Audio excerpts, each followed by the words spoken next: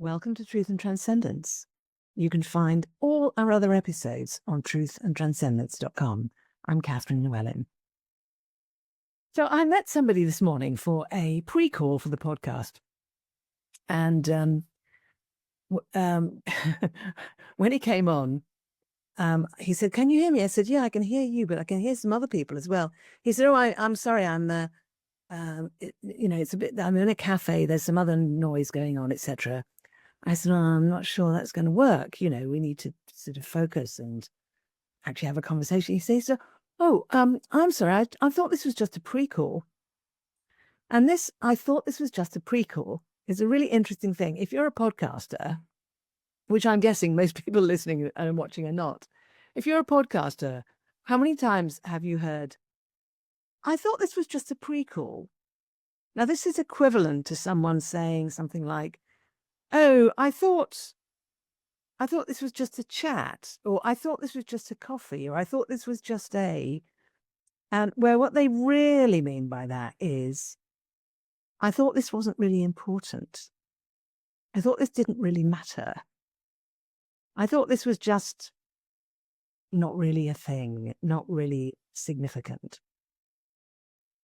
And in my case with the show, as you probably know, if you've been tuning in for a while, you know that when we come into the episode, that obviously some work has been done by me and the guest together to get ourselves into the right frame of mind for the episode. And that happens in the prequel. So the prequel does actually matter in a specific technical way for this particular show. And lots of shows don't do it, and lots of shows do it. So in that specific, yeah, it does matter. And actually, I cancelled the prequel because the conditions were not right to make it possible to do it. But I thought about that afterwards and thought, that's actually stayed with me in my body. There's an emotion that stayed in my body, which is a sort of what a waste of time. What a shame. And what did they think would be accomplished in a situation where there's lots of distractions and you can't focus? What actually is the point of that? What's the point of doing something but not really giving it proper attention? What's the point of that? And then for me, the whole question of, well, okay, I'm pretty clear in that situation. We need certain conditions, and if we don't have them, then we reschedule or not. If the person doesn't want to reschedule, so that's what we do.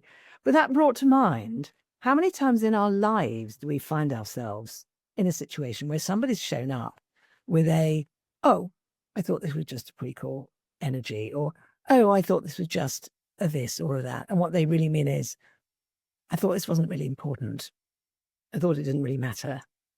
And so I didn't bother to set up the conditions right. I didn't I didn't bother to take care with my clothing or what I look like, or I didn't bother to brush my teeth. I didn't bother to make sure there's not screaming children in the background," whatever the situation might be, or "I didn't even bother to turn up on time." Or a while back, when I was in the process of trying to move house, I was having a lot of conversations with estate agents, and I picked up some of their jargon, and I turned up for a debrief with them about my property they were trying to sell. And they said, "So how are you doing?" And I said, "Well, I just met someone who's not proceedable." He said, "What do you mean you just met someone who's not proceedable?" Now, that's an estate agent term in the UK. Not proceedable to an estate agent in the UK means the person is not in a position to buy your property. They can't, either because they don't have the money, or they've got a property to sell and there's no sign of them selling it, or whatever the reasons might be. They're not proceedable. They're not in a position to be able to proceed. And he said, "What do you mean?" I said, "Well, I just turned up to meet someone for lunch, and he showed up 15 minutes late with almost empty petrol in his car and with no money to pay for his lunch." So, and this was supposed to be like a first date. It was someone I'd met at a friend's 70th birthday party, and or 60th, sorry, his 60th birthday party. And he was not proceedable as a potential partner or even as a friend. And so when I explained this to the estate agent, he thought this was very funny that I'd picked up that term. He was just not proceedable. So this lovely man I met this morning for the pre-call was actually not proceedable for an episode. How often do we meet somebody in our lives who is not proceedable for whatever the thing is, whether it's a friendship, a relationship, a project, a work situation, a social project or community project or something?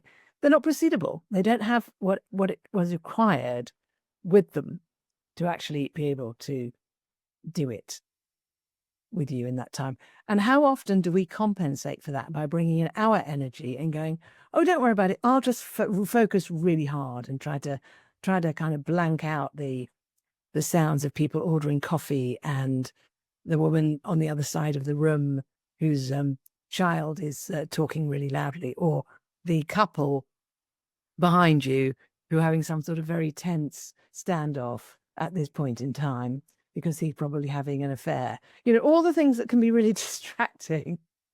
We can decide that we're going to use our energy to override those, and we can feel clever and resourceful and resilient for doing that. But is that what we want to do with our energy?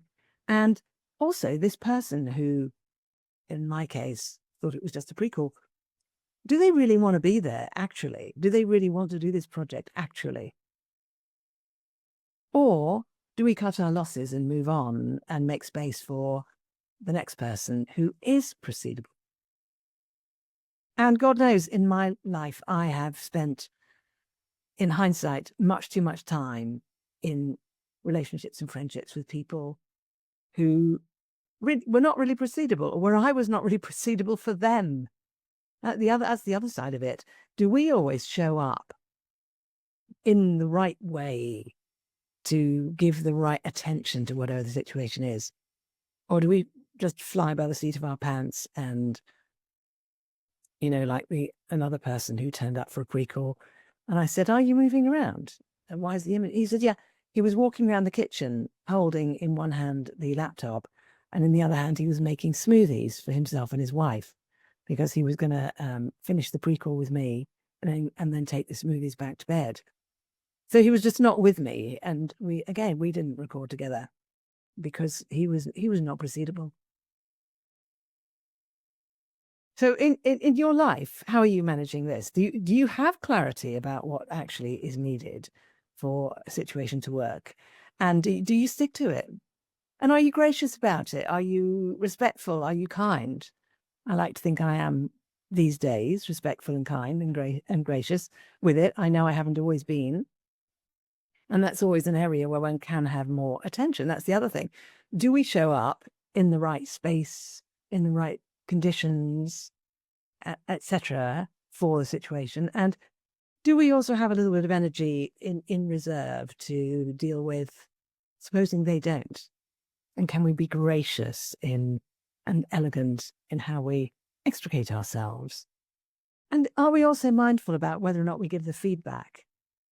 You know, is this a situation where there is an investment? It is important that we give the feedback to the person in kindness, you know, from a loving place. Or is it a situation where that's just let it go?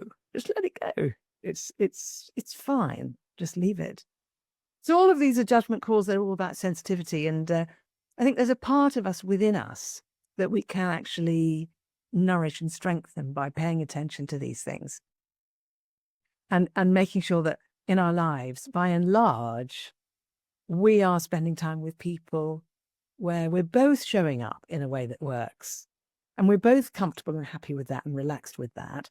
And that when that doesn't happen, there's a kind of damage limitation. We're moving on with grace and we learn from it.